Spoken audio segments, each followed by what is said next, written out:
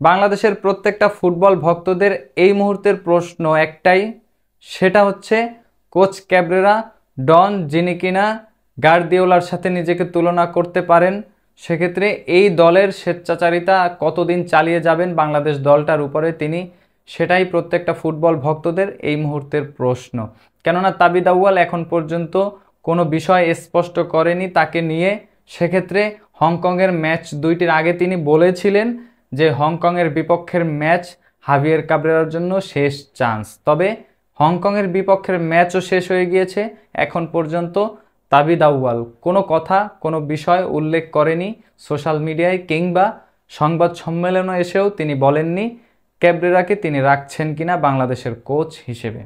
তবে আমার মনে হয় ক্যাবরেরার চাকরিটা এবারও বেঁচে গিয়েছে। সেক্ষেত্রে হংকংয়ের বিপক্ষে বাংলাদেশ যেই ম্যাচটা ড্র করেছে সেটার জন্য যে বাংলাদেশ দলের কোচ হাভিয়ের কাবরেরার চাকরিটা বেঁচে যাবে বিষয়টা কিন্তু সেরকমের নয়।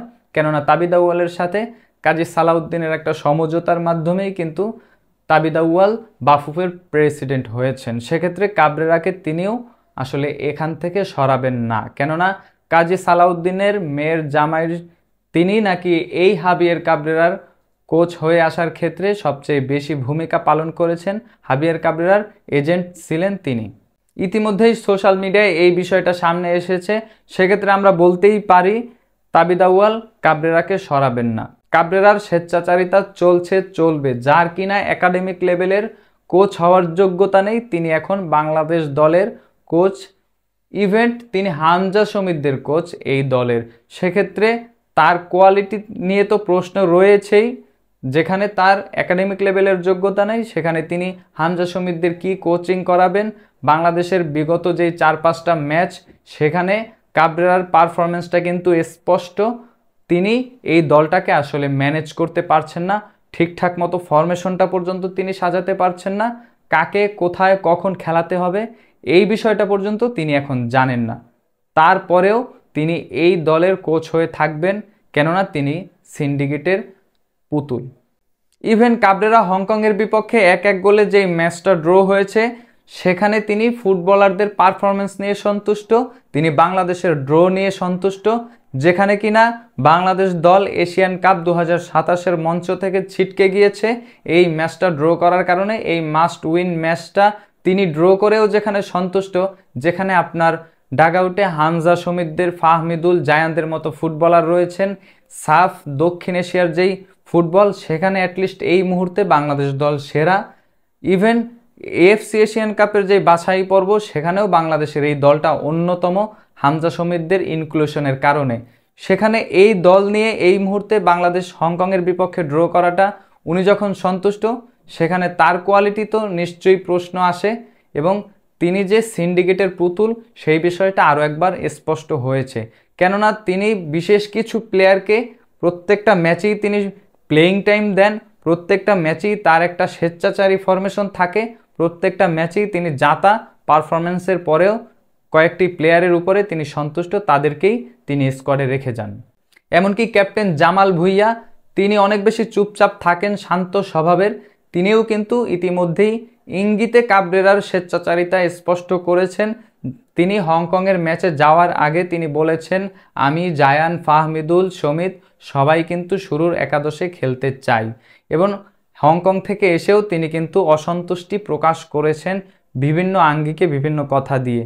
তাহলে এরপরেও এই কাবরেরাকে কেন বাফুফে দলে রাখবেন কোচ হিসেবে?